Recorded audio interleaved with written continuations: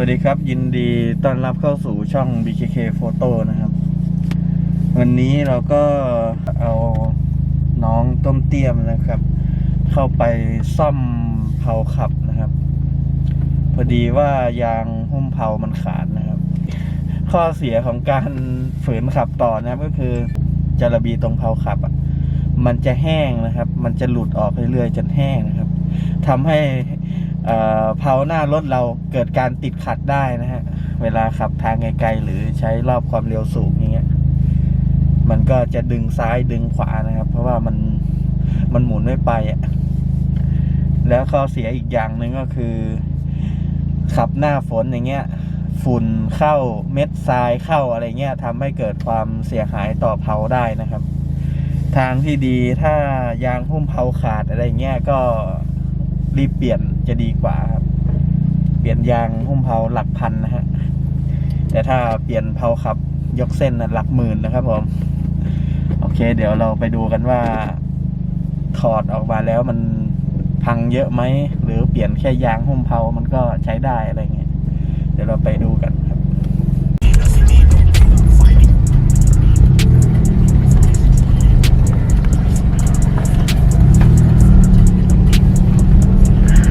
สาล้างรถมาอย่างดีนะฝนตกเฉยเลย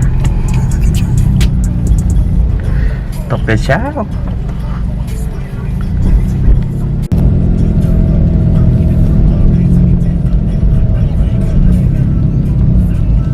ถึงแล้วนะครับทุกคนนี่คืออู่ที่เราจะมาทำช่วงล่างวันนี้นะครับรถเต็มอู่เลยนี่นะฮะเจอปัญหาแล้วครับตอนนี้ปัญหาใหญ่เลยขึ้นอู่ไม่ได้นะครับ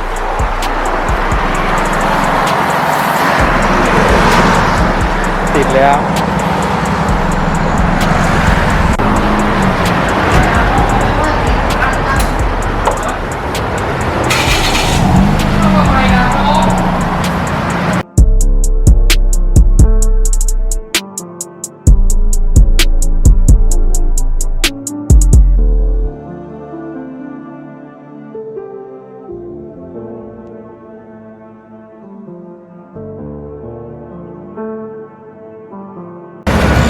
ขึ้นมาได้แล้วนะครับตอนนี้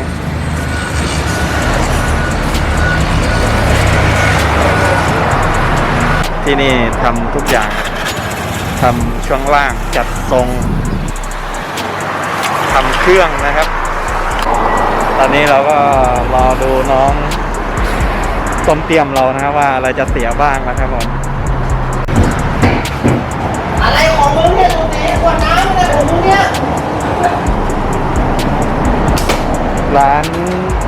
ร้านช่างแกมก็ทำหมดเลยนะครับทำเครื่องช่วงล่าง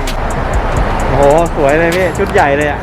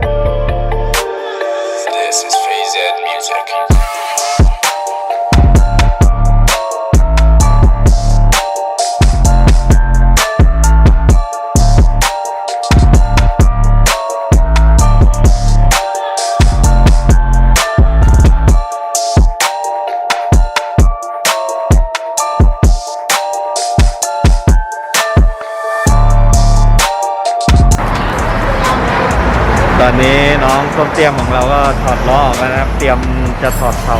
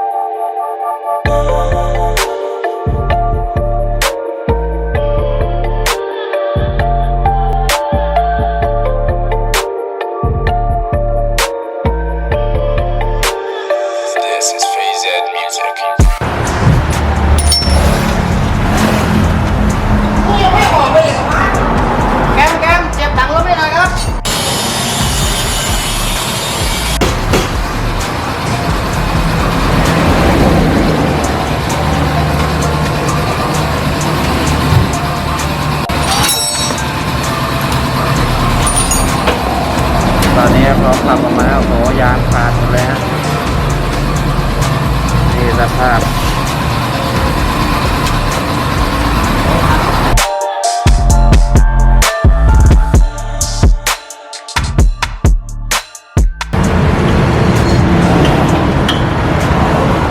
ตัวเจ๊เบาๆเลยนะ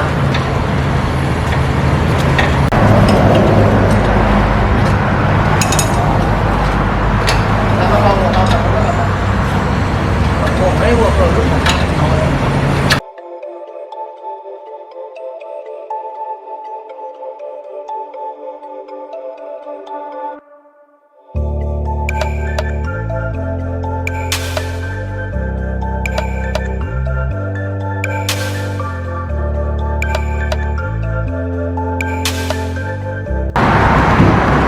ทางเรามี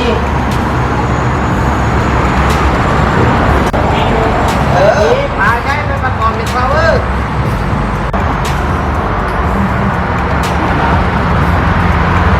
มึงเอกแกกูเห็นแกต้องไล่ผมไว้